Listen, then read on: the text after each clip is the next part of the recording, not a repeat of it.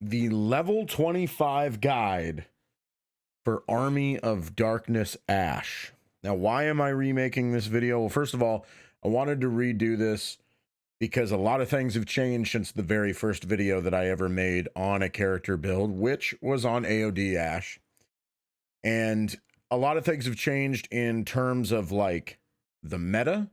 A lot of things have changed in terms of the information we have as far as like how strong are certain things, how weak are certain things, you know, various information that we didn't have when that video first came out.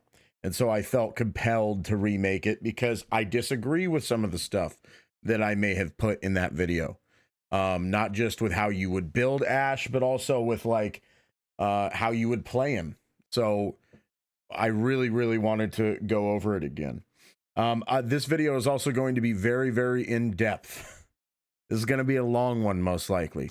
We're going to be going over every single thing. That's why this is a level 25 guide. We're going to be going over every single perk, every single weapon, everything. We're going to be covering it all. We're going to be going over, okay, well, what should you do with your pink F upgrades in game, depending on which demon you're facing.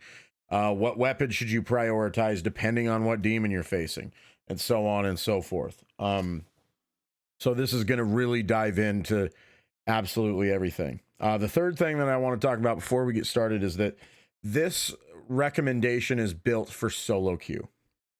You could build all sorts of different ways if you have a full stack of a team. Like you could build, you know, all sorts of goofy ways. Be like, oh, I'm gonna go full tank with my warrior. That's how I like to play. Well, if you play with a full group, I don't care, because you could go full tank and then have another player on your team go full damage on their warrior, and that makes up for you going full tank. So this is just based around like solo queuing in this game. If you're someone like me who solo queues almost exclusively, I mean, I solo queue 100% exclusively, you're a brave soul, and I commend you for even attempting it in the game right now, with the state of the game right now. All right, so let's get started and do the ability breakdown. First, we have the Wiseman's Potion. This says, when activated, this ability will grant you health restoration, fear reduction, increased damage dealing, and reduction of damage received. Now, this recently received a nerf. It has like a higher... It doesn't last as long. I believe it has a higher cooldown. It doesn't reduce as much damage. It used to be 50%. But I believe everything else is untouched. The damage increase, the health restoration, the fear reduction. So this is actually still a very, very good ability. As far as when you want to use this, you're typically going to be using this anytime some sort of deadly possession comes out, whether that's a basic unit that is possessed early, whether it's a boss unit that comes out. You can use it as a sort of utility. If at any point you have a really good weapon equipped on your AOD Ash and you're afraid that you're about to get possessed and wipe the team, especially with AOD Ash, because this build that I have on him, which I'm going to get all the way into, is all about one-handed sharp weapons. So that includes the hunting knife. So if you pick up a hunting knife, that thing is a team killer. That thing will wipe your team very fast. So if you get to the point where you're about to reach the fear threshold and you're afraid you're going to get possessed, go ahead and pop his Q. Use the Wiseman's Potion if it's going to prevent you from getting possessed, because that could be the difference between winning and losing the game right there. The Wiseman's Potion is excellent for a variety of things. It's got so much utility, which is why it's one of the best abilities in the game. The health restoration can also be used to keep fighting shape up. Like if you're in the early game and you're like, oh, I'm not going to need my Wiseman's Potion for quite a while, you can pop it and get yourself, like if you're just sitting right at 80%, pop it, heal yourself to full, and then get that 15% damage increase back. So tons of utility here with Wiseman's Potion, and an excellent ability. Shield Blast. Each time your shield loses a bar, it triggers an explosion, damaging any nearby enemies. This now does a 125 damage explosion, which is down from the 200 damage that it did originally in my first video. Still a very good ability because of the way it combos with Finish Strong. It basically means that if you at least use a finisher every now and then and give yourself a tiny sliver of a shield bar, that the next time you get hit, boom, 125 damage to everybody around you. So it's still an excellent ability even after the nerf. There's not much more to say about it outside of that. Finish Strong. After Ash kills an enemy with a finisher, he recovers part of his shield bar, and he recovers 40. Incredible ability. For the most part, you don't want to spam this. That's one of the things that I said in my original AOD Ash video that I really disagree with now. You don't just want to spam finishers because that's not your role as a warrior class, especially in solo queue. Your role as a warrior class in solo queue is you need to be there to take out all the basic units that are spawning and elites, and to be the tank when the team needs you. So you need to be there and step in front of the boss and soak up that damage so that your squishier people like the hunter and like the healer, the support, aren't being focused. That's your job. You're taking out ads, you're taking aggro. That's what you're doing. So, having said that, typically what you want to do with this until like a big boss comes out or something, and I shouldn't even mention that. Here's what you're doing with this. You want to use a finisher in order to give yourself a little bit of shield, 40 shield, and then you don't need to keep spamming finishers. Get just enough to give yourself a little bit of shield whenever you don't have any, and then go back to taking out ads. So then the next time you do take a hit, boom, big explosion, then hit somebody, stagger them, finisher, get 40 back, and then go back to attacking. That's how you're going to use Finish Strong. You're going to get just enough to where the next time you get hit, it's going to pop off. And that applies no matter where you're at on your shield bar. So if you have three full shield bars, go ahead and use a finisher to give yourself 3 shield bars and, 1/3 of a shield bar. So then the next time you get hit, and your shield blast goes off, and then finish somebody to get yourself back up over that threshold, and so on and so forth. So that's how you would typically use his ability. His last ability is Weapon Master Chainsaw. The chainsaw has a faster attack speed and deals increased health, balance bar, and dismemberment damage. This ability turns out to be very negligible. It's only like 5% difference in everything, which is not very good, but it's still an increase. So if you build him the way that I have him currently built, you're still going to be prioritizing the chainsaw pretty much above everything else. So 5% is 5%. It's still going to make a tiny bit of difference. It doesn't mean that your chainsaw should take priority over everything else. Like, if I found a really good revolver, if I was playing Evil Dead 2 Ash, I probably wouldn't, if it was like a blue revolver, probably wouldn't take that over my white double barrel, because they get a much bigger increase for their weapon masters compared to the warriors. Why is that the case?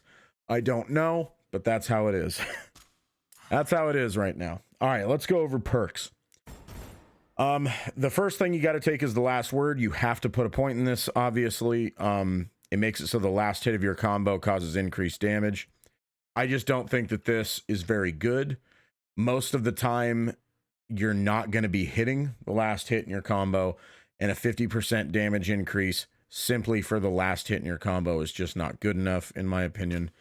And like I said, most of the time you're not going to be hitting the last hit in your combo, because most of the time you're going to be hitting like 2 to 3 strikes, and then they're going to be ready to be hit with a finisher. And if they're not, then chances are they were going to die to like your last attack anyway, even without the extra 50% damage increase. Now, I will say this. If there is any of the 3 warriors that you do want to take the last word on, it's this guy. If you build him this way, because he specializes in fast attacking, low damage weapons. So if you do want to take it, that's fine. All I want to tell you is that if you do take this perk, make sure that the last hit that you land in your combo, which by the way is the 4th hit that you land, every combo on a survivor is 4 hits. So the last hit in your combo, make sure it's a heavy, because heavy does double damage. 50% increase of double damage is better than 50% increase of half that with a light. So always make sure that you're doing a heavy attack as your last attack. You probably should be doing that anyway, just out of habit, because still it's a 15% damage increase, because you got to take it, right? So just keep that in mind. Right here we have Artful Dodger, 1 point into this to give us a 15% stamina cost reduction. You don't need to put any more points into this. It's a waste of time. This will give you, I believe, what was it? It'll give you an extra dodge. Okay, I can't remember if it's 2 or 3. I believe you get 3 dodges at max if you have your stamina completely. No, it's not. It's 2. Warriors are really, really bad with stamina. It is 2. Oh man, I forgot about that. They're so bad with stamina. So you only need to put 1 in there and you're going to get 2 dodges. So you don't need to put any more points into this. I don't really see any reason to give yourself 35%. The only difference it's going to make is that when you finish those 2 dodges, you're going to have more stamina left over.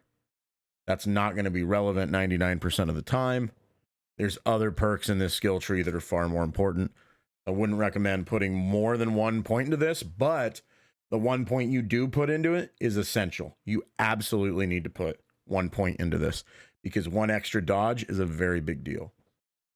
I'm just going to start with all the perks I've chosen and explaining why I'm doing it, and then we'll get into the perks that I haven't chosen, why I haven't chosen them, and what you can do if you decide you want to choose them. Maxing out Devastating Force is obvious. It's 15% melee increase. It just stinks the way that the damage percentages are worked out. Like the first upgrade is only 2%, which is just horrid and awful. And then the last upgrade is the biggest, which is a 6% increase from 9% to 15%. But he's a melee class. You want to do more melee damage with him, so max it out. Here's where we kind of get into the like specific build. I'd say that you're going to have Devastating Force maxed out on pretty much every class for the most part. But this is where I really want to get into this and why this build is unique and specific to me. You're really focusing on one-handed sharp weapons. That's what you're doing with this guy. Now, why are you doing that? Well, first of all, the chainsaw is a one-handed sharp weapon. So you're kind of building into that. Even though it's such a low increase, you're still going to build into that.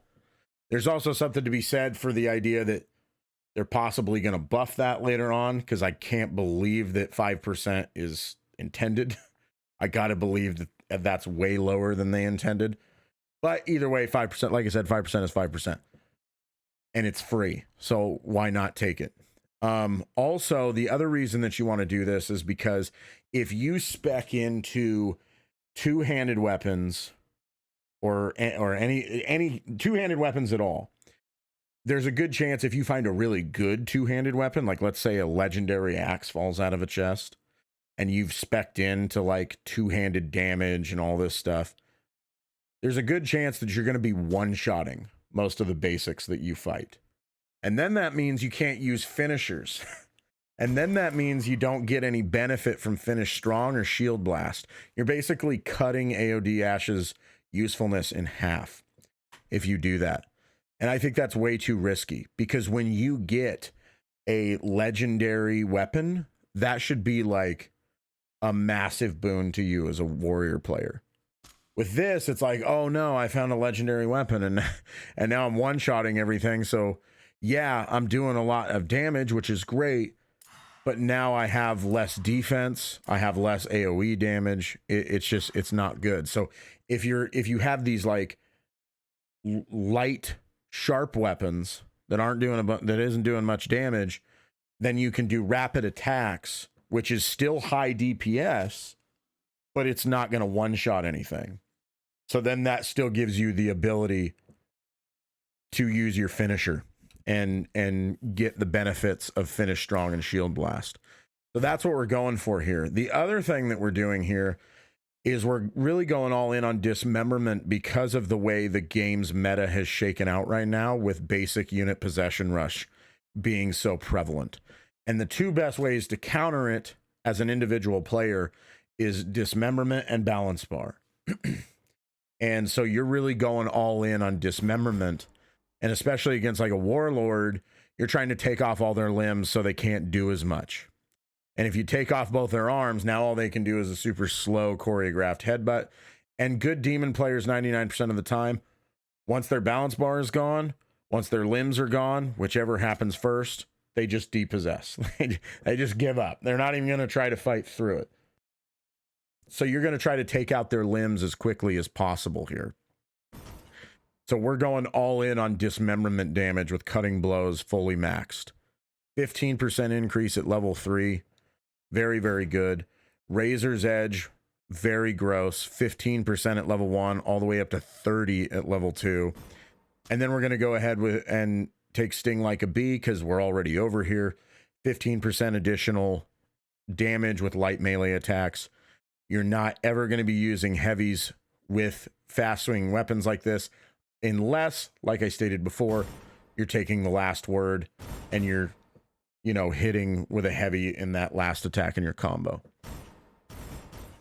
So yeah, this is what we're going for, is Dismemberment. We're also going to take Balance Bar damage.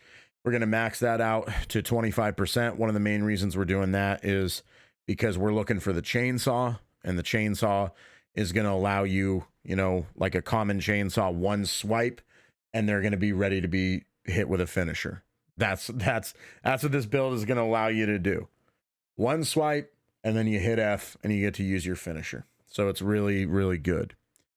Down here, we're going to put 1 point into Tougher Than Hell, so we can get over here to Fighting Shape. Another 15% damage increase as long as we are at 95% health or better.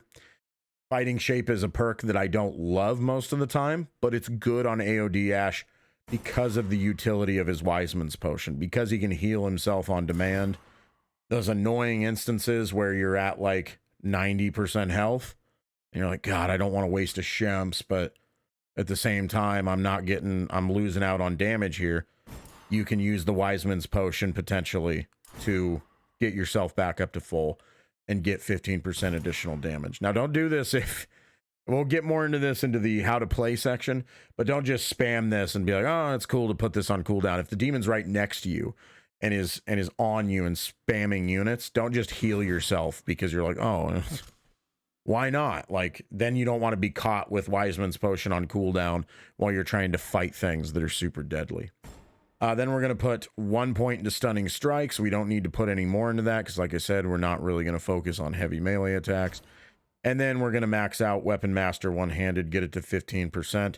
So we're really increasing our damage here, which I think is a good thing because one-handed weapons are typically going to be low damage weapons anyway. So it's nice with all these damage increases.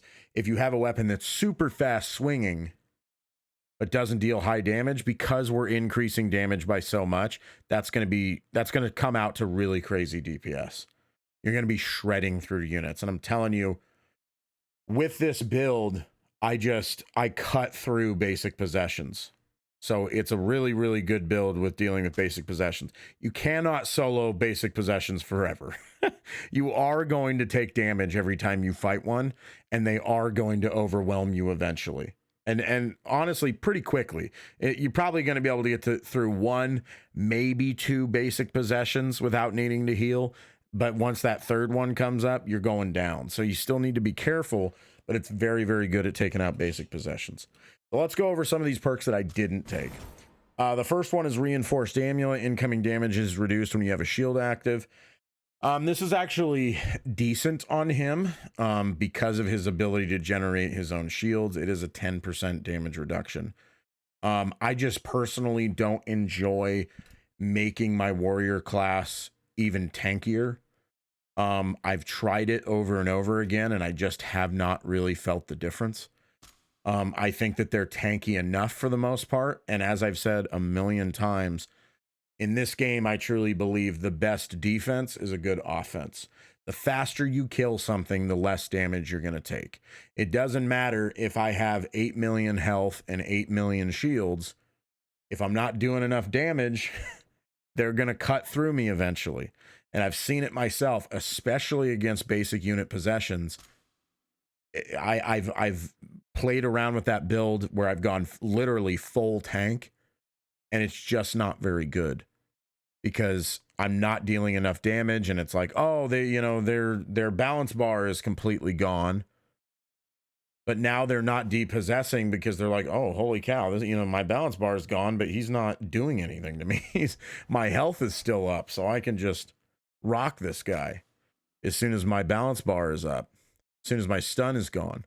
So that's why I don't take any of the health perks on these guys, on AOD Ash specifically. Like, maybe you could take, there's something to be said for taking this on like Henry the Red. We'll get into that more when I make that video. But I think on AOD Ash, I prefer to just go pure offense on him. One thing that because I want to discuss all the different options here. One thing that you could potentially do is go all in on Dismemberment, on Balance Bar, take away like all these damage perks down here and put this into health. That is an option. Because, especially with the way demons are playing right now, they have a tendency, like I mentioned, to just depossess as soon as their balance bar gets rocked, as soon as their limbs are dismembered. So it may not even matter sometimes that you're not dealing enough actual like health damage. They might just depossess early and just say, forget it, and not even pay attention to how much damage you're actually doing to them. And if you're good at Dismemberment, it may not even matter. They might just be like, well, even if I come out of this with 70% health left, what am I going to do? I don't have any arms left. So there's something to be said for that. You could potentially come down here and take points out of all of this and just be like, all right, well, I'm going to max Industrial Strength. Industrial Strength is not bugged, by the way, on warriors. It's only bugged on supports. Why? I don't know. But I would also say that if you're going to put points into this, I would put points into this first, as opposed to putting points into this, just because you need a shield for this. You don't need a shield for this. This is just active all the time. So that's the better of the two perks. Well, as far as what you do with the last point, it really is up to you. Some of these are pretty weak in terms of the bonuses they give, like only 5%. Personally, I would either put it into the last word and give myself 35%, just because that is a 20% increase from what level 1 is. Or I'd come over here and put it in a blunt force trauma, give yourself 15% extra balance bar damage, because hey, you never know. Maybe you don't find a good one-handed sharp, and the best thing that pops out for you is like a legendary sledgehammer, and you're the only warrior, so you got to take it. Or maybe you find a legendary meat hammer, and this will help you out with that. So that's what I would do in that situation. So there is something to be said for that build. I just wanted to mention it in case you're somebody who's considering that. Improved Amulet, you should never take this. You should never take Improved Amulet on any class, in my opinion. I did the math on it, and essentially what it came out to is a 60% or a 60 HP bonus to shields if you get it to 10%, which you wouldn't want to spend a 4th point for just an extra 2% anyway. So it's only 60 extra HP for a 3 perk point investment. And that's assuming you have 4 shield bars. No, not good. It's not good. Don't take it. It's a complete waste of points. Do not take this. Fear No Evil. It's good, but I think it's too much of a point investment, and you got to go through a really bad perk to get there. So I just don't think that it's worth it. Fear, for the most part, can be an issue on warriors, but in solo queue, there's so many options to deal with a possessed warrior that I don't think that it's a massive priority. Hunters should be able to shoot you out of it. Leaders should be able to shoot you out of it. Your support should have some kind of gun that can shoot you out of it. That's the hope, for the most part, is that they're going to be able to shoot you out of it before you could close the gap and take care of them with your melee weapon because you're not going to be very good at using a ranged weapon. So this isn't as high priority as it would be on like a hunter. Now, there is, again, I want to cover all the bases here. There is something to be said for the way that I'm building this Ash into one-handed sharps. If you find like a legendary hunting knife and you get possessed, your team's going to be in big trouble. So maybe if you're somebody who's really into using like the hunting knife, I always look for the chainsaw. That's my #1 priority. I pretty much find it every single game of at least common rarity. So that's not a fast enough weapon to really wipe a squad. But if you're someone who's like, oh, I'm going to use a Sledge's build, but I want to use like the hunting knife, you might want to consider investing into Fear No Evil, because that thing will wipe your squad really fast if you're not careful. Quicker cooldown, 10% cooldown reduction. I mean, that's just not enough really on any class. The only classes I would even consider taking this on are the ones that have the biggest cooldowns in the game. So the 120-second cooldown that like Cheryl and Pablo have on their abilities, maybe you'd consider taking it. But guess what? Supports don't have this ability. So and I pretty much would never take quicker cooldown for the most part. These damage reduction perks, they're just too deep into the tree. The nice thing, though, is that Seasoned Survivor Basic is the one that you would want if you're going to take any of the three because of basic unit possessions being so prevalent. So if you're somebody who, for some reason, wants to go for like a full tank build, this is the one that you want, is Seasoned Survivor Basic. I wouldn't take it because no matter how you slice it, you're going to have to invest into a bad perk of some kind to get here. Whether you're maxing out industrial strength and then putting one useless point into quicker cooldown to get over here, or you're going through reinforced amulet and then putting one useless point into improved amulet, no matter what happens, you're going to have to waste points to get to this. And I don't really like that. These ones, I would pretty much never put points into Seasoned Survivor Elite, no matter what. I don't think you should ever do it. Even if you have a tank build, I don't know that I would ever do this. And I don't think you should ever run a tank build. But if you did, I still probably wouldn't put points into this because elites just aren't very good right now. The only demon of the three that has good elites is the Puppeteer. And they're easy enough to deal with because they only have one good attack. And you should be able to dodge it. Once you're level 25, you should have enough practice, enough hours now to where you can dodge that lightning attack. And then for boss, it's too much of an investment. I would definitely take Seasoned Survivor Boss over Seasoned Survivor Elite. And if you're taking a tank build, maybe this is something you'd be interested in investing in. But again, I think it's too much of an investment in stuff that you don't want to be putting points in to get there. Down here, we have Blunt Force Trauma, which increases the balance bar damage from blunt weapons. This is basically the sister perk to Razor's Edge. It's the exact opposite in every way. It's extra balance bar damage to blunts instead of dismemberment to sharps, and it does 15% and 30%. If you're interested in blunt weapons, it's a good perk to take, but again, this is not that kind of build. We're not really interested in blunt weapons. One of the common builds on Warrior, though, is going all in on like the Sledgehammer, because the Sledgehammer has such disgusting balance bar damage. It's the best in the game. A lot of people like to rely on that. I've already gone into detail about why I don't like doing that. But if you are going to do that, definitely put points into Blunt Force Trauma instead of Razor's Edge. But I also don't like it because, again, Sting Like a Bee is the sister perk to Heavy Hitter, where one increases damage with lights and this increases damage with heavies. And I just don't like heavy attacks. They're bad for a variety of reasons. Number one, it takes longer to land. They're so bad. I remember I made a video not that long ago where people were like, dude, you don't understand about heavy. They're so bad. First of all, they have a long wind-up time. So they're very easy to get interrupted, and that's devastating.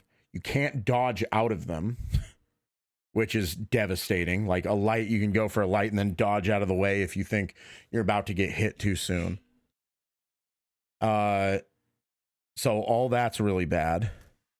And then, the third thing is it doesn't lock on to a target that is moving, which is essential for dealing with possessed basics. Because possessed basics, when they see you as a warrior, and if you're all grouped up, they're not going to focus you most of the time. They're going to run after somebody else. And if they see like, oh man, this AOD Ash is like taking off my limbs, doing a ton of damage, they're going to run away. If they run away and you have to chase after them, heavies don't lock on. Lights do. If you're running after and you're right close to somebody and you do a light, you're going to like, you'll feel it in game. Your character will like get sucked into the enemy and like shank them. Whereas a heavy that you seem to just stop and like start swinging in place. And also if you try to sprint and use a heavy, you do that stupid Spartan kick, which doesn't count as a heavy attack and does no damage. So heavies are so bad for so many reasons. That's not to say that they're useless. Heavy attacks do have a use. In fact, I have a warrior build, which I will probably post about in the future with Henry the Red, that does invest in heavy attacks. I think I even invest in heavy attacks on Scotty. So that's not to say that they're useless. They do have a place, but they are worse than lights. And so in this case, I don't think you don't care about heavies. You get to go all in on lights, which is a great thing to not even have to worry about that.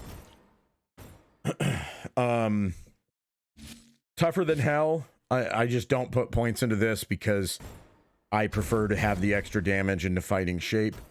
Again, if you want to make your character a little bit tankier, I think tougher than hell is the way to go over reinforced amulet, and industrial strength is the way to go above everything else as far as tankiness goes, because it gives you something like 325 extra HP on a warrior class.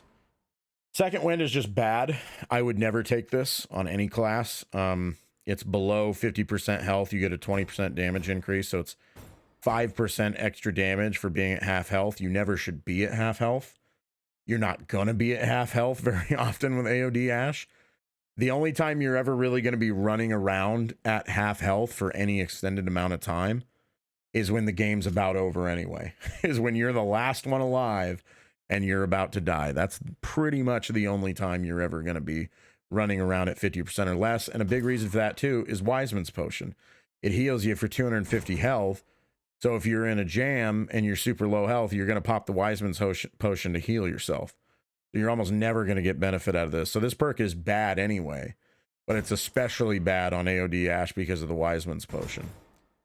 Stunning Strikes increases the balance bar damage from your heavy melee attacks. Again, we're not going in on heavy melee, but I do put 1 point into this, which is the only point in the tree. Well, no, that's not true. I put one in Tougher Than Hell, where I kind of put a perk point into something that I'm not really using in order to get to extra damage for one-handed, and I get that 15% extra damage. Now, I think that the extra damage is very important because you're going to need that extra damage to get rid of basic possessions that much faster. You're going to need that extra damage to help get rid of bosses that much faster. That's why I like it. And then the last one that we're not taking is Weapon Master two-handed. Again, we're not really focusing on two-handed here, so we're not taking it. And also, it's even worse than one-handed because it's hidden behind one-handed. So if you do have a build where you take two-handed, you got to get through a bunch of stuff you're not going to be using, which stinks. Like, you got to go through Weapon Master one-handed. It'd be nice if this was like down here and then you got to have your choice between the two. Unfortunately, you have to put 1 point into Weapon Master one-handed just to get to Weapon Master two-handed. But this is not a two-handed build, so we're not taking it anyway. So I hope that clears everything up as far as perks. We're 33 minutes in, folks, and we're just done with the perks section. And now we need to get into the pink F section and what we're going to be upgrading there. So let's check that out. One interesting aside I just want to throw in is how weird, like, if you go AFK in the lobby when you're playing the tutorial, eventually a AI unit will come attack you, even if you're at spawn. That's really weird. I don't know why that happened. I don't know if it's just they randomly wander over here or what, but it does happen. All right, so let's go ahead and take a look at our pink F points. Now, this is going to vary wildly depending on how the match is going, depending on who your teammates are, depending on a number of different things. So like, let's say that I On a map and split it into pieces find a to really hide them good from the weapon demon. to start. Gather the pieces to find the location of the Kandarian Nobi, I need dagger you to shut and the up. lost pages I'm trying to of the talk here. Necronomicon. You're talking too much. All right, so let's say that you find a really good weapon to start. You probably want to go melee first, just so you can get that extra attack speed, the extra melee damage, all that stuff. The better the weapon, the better the benefit you're going to get from melee, because it evidently actually increases the damage of the base weapon and not... it's not stacked on to whatever damage you're dealing with all of your perks on top of that. So it's like, you know, if your weapon does 50 damage, it's going to do that. It's going to do plus 20% melee damage to that 50 first. Then it's going to apply all of your perks. So in that way, melee is not as good as you'd think, but it does get better the better the weapon you have. So like if I find a really good melee weapon to start, I'll probably go melee first, because then I'm like, shoot, if the person's going to spam us with basic possessions in the early game, and I just found a really good weapon, the more damage I deal, the faster I can deal that damage, the faster they're going to get dismembered, and the less damage they're going to be able to do to me. Now, if that doesn't happen, and I don't find a good weapon in the early game, then I'm always going to go shield first. Under normal circumstances, I'm going to go shield first, and that's for a variety of reasons. Number one, the level 5 ability that gives you one amulet that fills 2 shield bars is nuts, and I think it's the best level 5 ability in the game. It's just crazy. It's so helpful. It makes you that much tankier. So what I'll usually do is I'll try to find an amulet. If I only find like one amulet, like if loot is scarce, I'll pick that up and I'll save it until I can get my shield maxed out to level 5. And then I'll burn it and get the full benefit of the level 5 shield. It's also a positive thing to use, because if you have a support on your team who likes to burn amulets, that's always a great thing to see as a support, are people who level up shields first, because now as a support player, I can start burning amulets next to you, and you're actually going to get the benefit from that, as opposed to just sitting at 1 bar for half the match, and then I can't keep giving you more and more shields, and I'm just sitting on amulets. So I really like that as well. So that under normal circumstances, I'm taking shield. After that, I'm always going either melee or shield first, pretty much every game. Melee or shield first. Which one you take first is going to depend on what the stuff that I just mentioned. After that, the third thing that I'm pretty much always going to take is stamina, because I want to get that 20% stamina cost reduction as fast as I can, so I can get myself that extra dodge, because that's really going to help you with mitigating damage quite a bit. It also makes you more effective in combat when you're on like the dagger. I can't tell you how helpful it is to be able to like F-chain with AOD Ash if you're the last one alive. I got a clip that's coming up here in a second where you're going to see just that. So if you come out and you melee somebody, and you say finisher on them, now you got a little shield. Guy has a possessed basic right behind you. Now as soon as you're out of the finisher, you dodge backwards, swing at another AI unit, boom, you're chaining into another finisher. So that extra dodge is huge. So I love to go stamina third. After that, it's kind of going to depend on where we're at in the match. If I have a really good weapon that can really devastate my team, like if I have a really good hunting knife or something, I'm going to take fear next. I'm going to go fear instead of health next, because I want that 20% fear reduction. Every little bit helps, and it's going to maybe save you from wiping out your entire team. If I don't have a super crazy weapon, or if I just have a chainsaw, something that's probably too slow to be able to wipe my team and stun lock them, then I will go health next. Just make yourself a little bit tankier. And this will also just give you more benefit if you're taking industrial strength. So it's great. Anything that makes you tankier is good. And then, of course, the last thing we're going to take is ranged. You don't really care about ranged at all. The only time you're ever really going to pay attention to range is in terms of helping take out possessed teammates or to take out a flautist. So that's where we're at on that. Now, let's get into what kind of weapons you're going to take on this class. We're actually going to head on over to the tier list here, as you can see, the very one that I made. and we're going to dive deep into what is going to be prioritized here. So I'm going to go through every weapon and why I think you should take it or why I think you shouldn't take it. And it's going to vary depending on various circumstances, but this is kind of the general thing for the warrior class, or for AOD Ash specifically. So right out the gate, I'd say the things that you're looking for the most are probably going to be the pistol.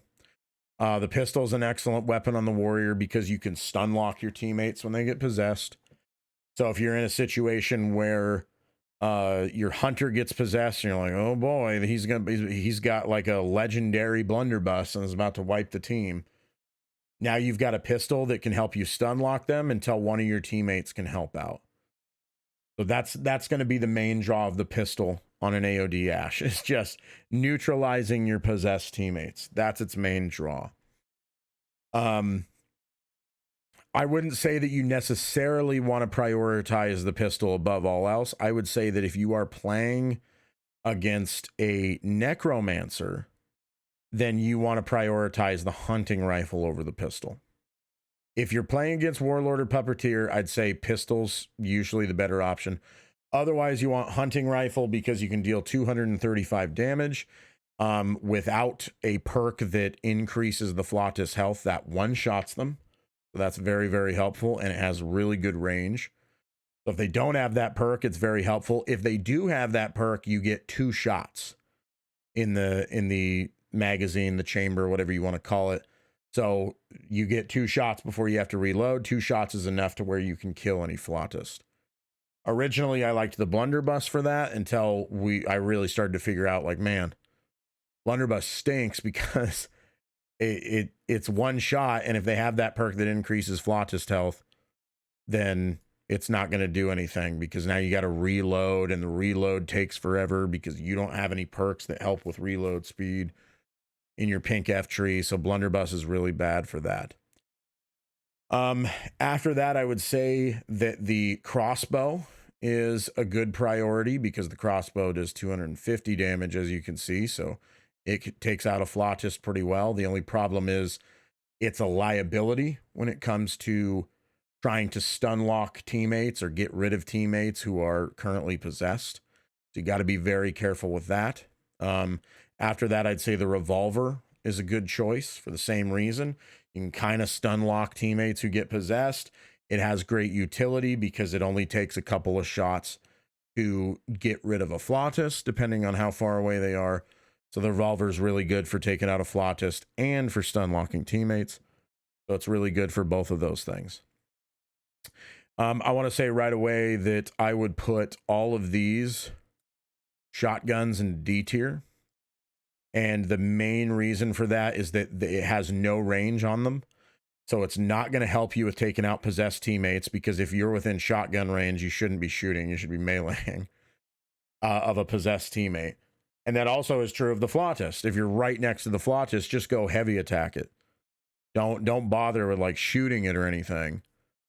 Just go heavy the thing. And if you're a warrior, you don't want to be running off to find the Flautist anyway. That's not your job. And hopefully it's not left to be your job. When I play solo queue, 99% of the time it is left up to me. And that's when I'm like, okay, well, I'm glad I have a longer range weapon like one of these up here, because if I have a shotgun, I'm screwed. You also don't want to take it because most of the time your hunters are going to be using all the long gun ammo, and you don't want to take the long gun ammo away from them. The only exception, obviously, is the hunting rifle, but the hunting rifle, you're only taking that if you're going up against a necromancer. And because it only takes 2 shots to take one out, you don't need to use a lot of ammo, because you're pretty much only going to be pulling it out for the Flautist, and you're just going to have to deal like with player possessions in a different way. So yeah, that's why I would put these down here. Like, at least the hunting rifle is good at depossessing people. At least it's good at taking out the Flautist. These are going to eat up long rifle ammo, and they're not good at either of those things. So I would not recommend taking a shotgun on any warrior. After that, I would say I'd put the saw gun down here in D tier too, just because it's not very good because of how inaccurate it is. It doesn't do enough damage like the crossbow does to just take out a Flautist in 1 shot. Because it's so inaccurate, you're going to have a really rough time with taking out possessed teammates. So the saw gun's just bad. I wouldn't ever pick that up. I'd put the Blundy in B tier. This is kind of the gun that you pick up if for some reason you either can't find these or someone else is already using them. The Blunderbuss is kind of your backup. Blundy can be really good if they don't have that perk that makes the Flautist like harder to kill. Then you can one-shot it, and then the Blundy's super good. And it's even easier to kill the Flautist because that the Blundy shoots logs. So that part is great. It's also decent for taking out possessed teammates, but not great because if you miss, it's going to take you forever to reload.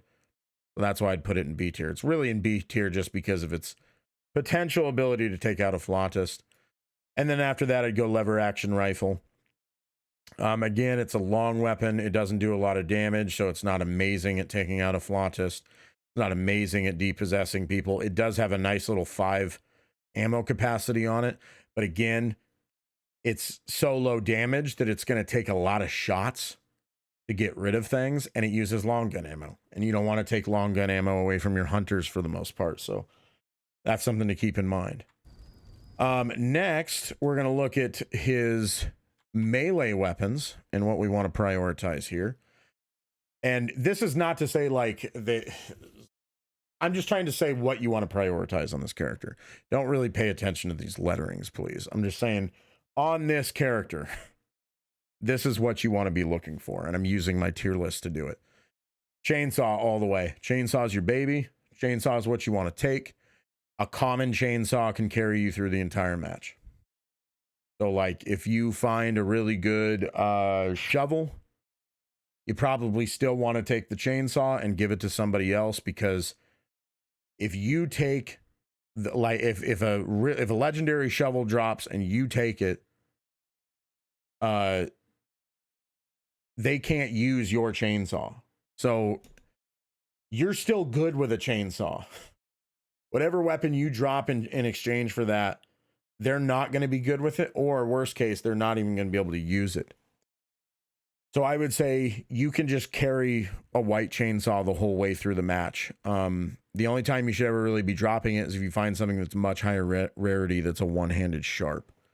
Otherwise, I would give away most of this stuff to like most of the two-handed stuff to somebody else on the team. Even if it's not a warrior, it's like, oh, we got a leader, I'll give it to them.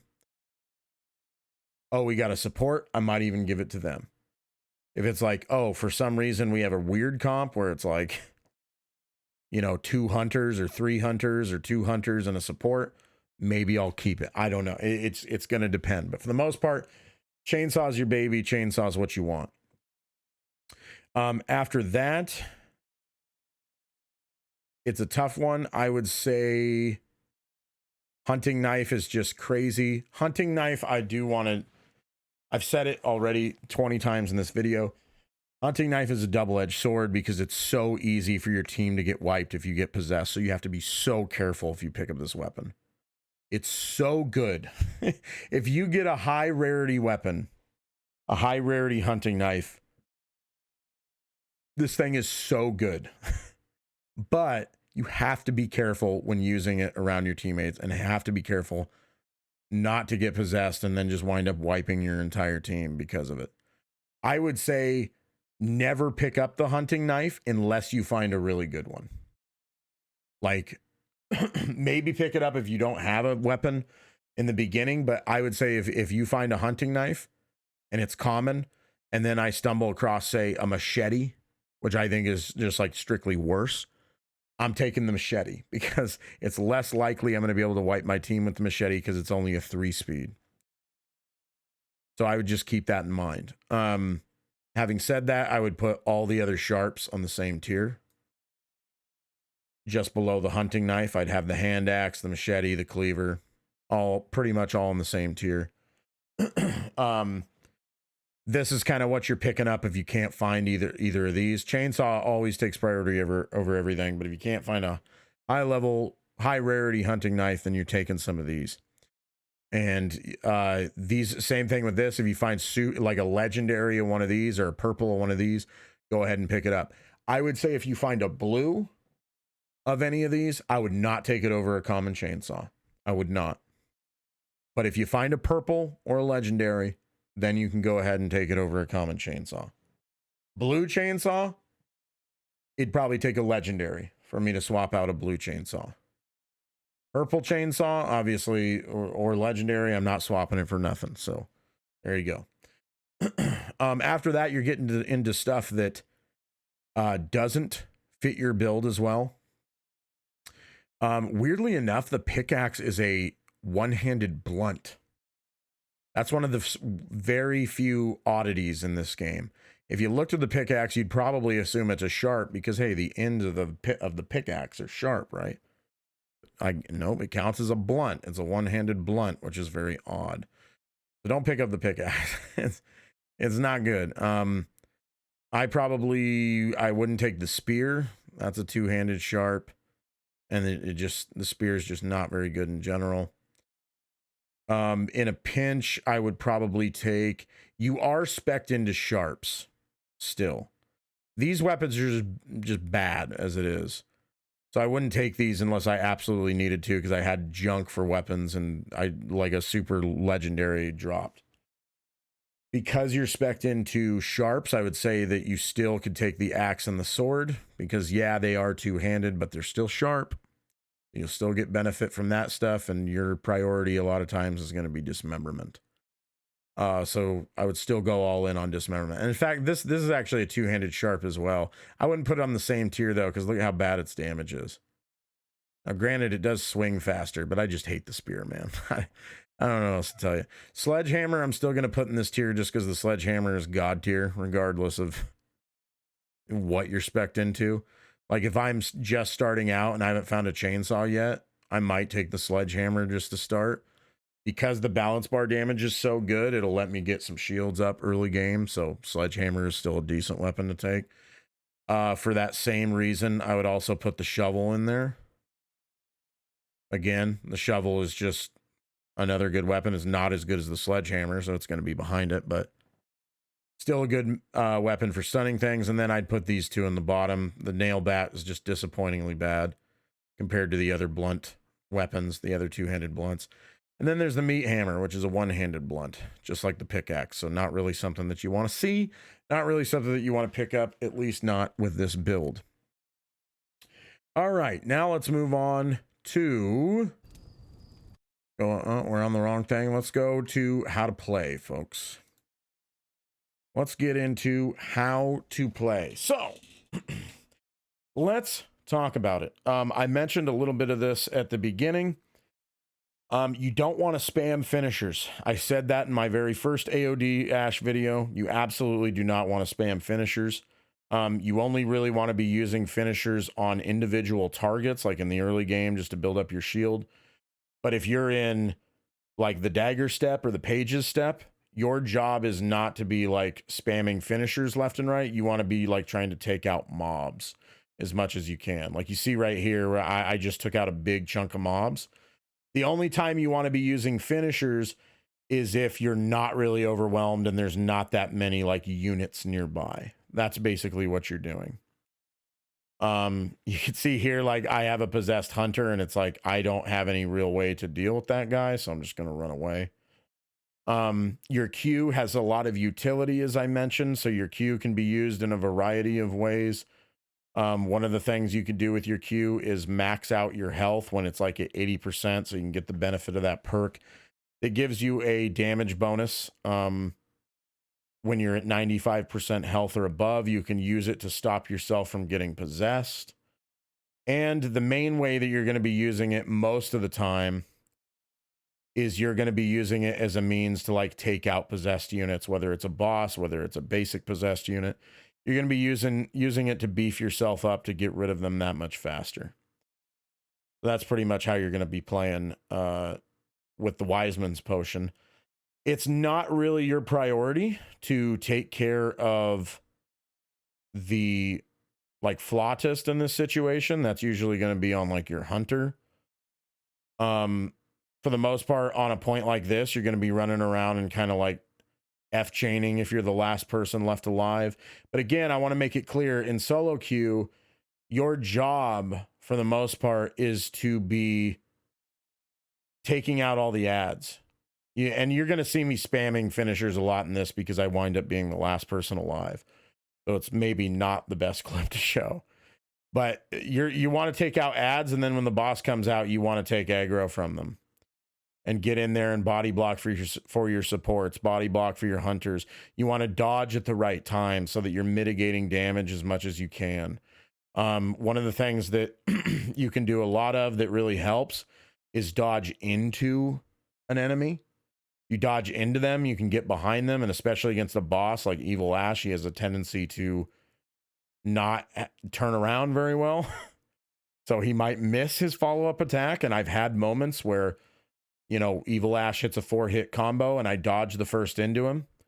He swings the second one at no one because he doesn't know where I am. He figures out where I am, swings with his third attack. I dodge into him again, goes for his fourth attack and misses. So with 2 dodges, I can dodge a full combo if you dodge into him and play your cards right. So just keep that in mind with dodges. Dodging into an enemy is typically very, very smart and a very good play. And if you're in a situation like this, I wouldn't recommend like trying to fight the basic unit. Again, you're going to want to just keep spamming